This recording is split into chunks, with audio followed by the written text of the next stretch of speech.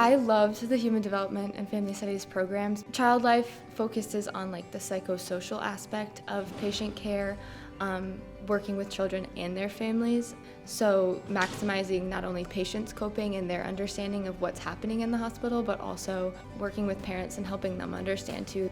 Throughout the years, I think especially freshman year, taking the first child development class was just I want to do this for the rest of my life. It was so fascinating. And also, Iowa State's just a really beautiful place to be, and I think throughout each season I just started to love it more and more, and the classes got harder and they got more interesting. And I did 2 student practicum programs last summer at different children's hospitals that Iowa State and my advisor helped me apply for and get. And then this past internship I just did this spring at St. Louis Children's Hospital, and it was through a lot of coaching and a lot of academic advisement that I got that internship, so I'm very thankful.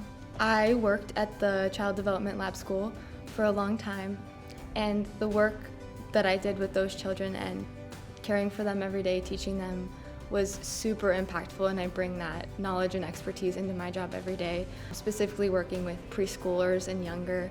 I think I just received such a strong education in child development, and to this day there's still things that the professors have said that I carry with me, and I probably will forever.